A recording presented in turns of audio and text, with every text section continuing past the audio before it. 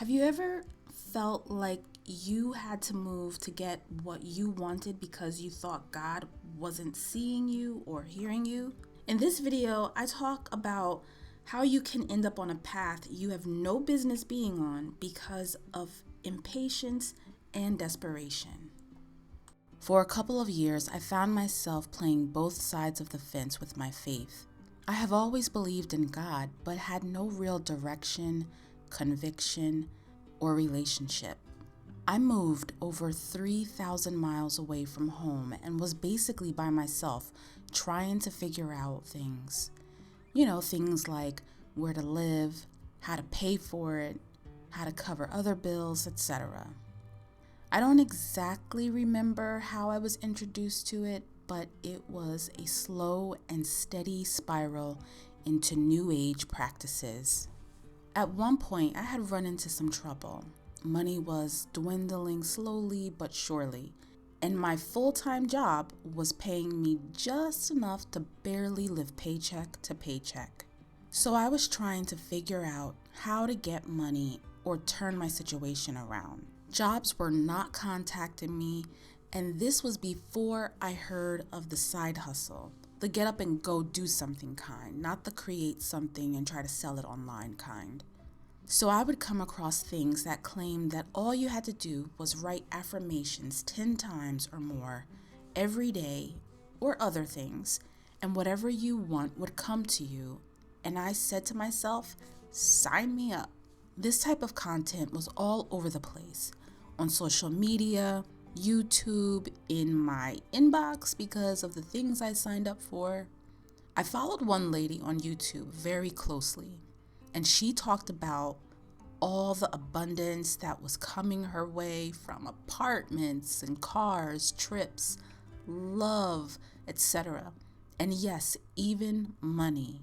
She would talk about all of her practices that she did to usher in these windfalls into her life.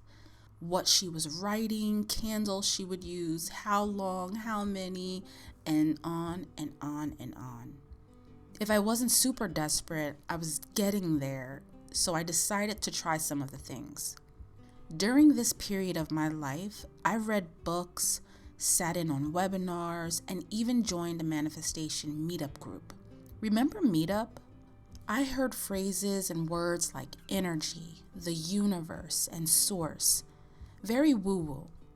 So here's where I played both sides of the fence. I would convince myself that when they said universe and similar things, I would just substitute in God.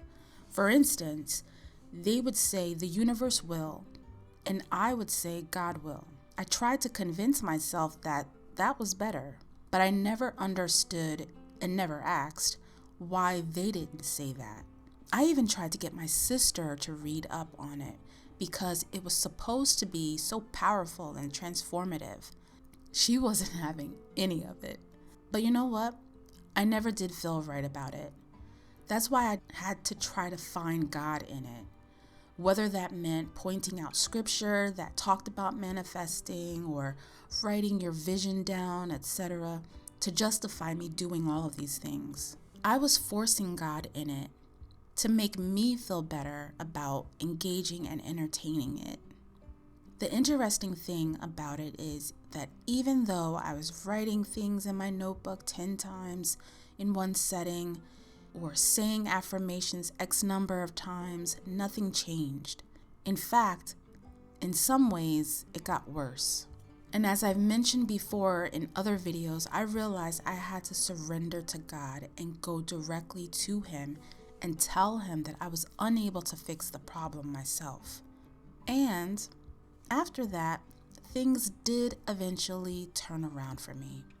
And the funny thing is, I don't remember stopping the New Age stuff. It was like one day I just realized, oh wait, I don't do that anymore. I laugh now because I'm like, that whole time I could have just went to God. So here I am shaking my head because of all the mental gymnastics I did to make what I was doing feel or seem legit. I wasn't down with psychics and tarot cards and the like, but How long would it have taken for me to fall down that spiral if something didn't click and snap me out of it? I hate to think about it.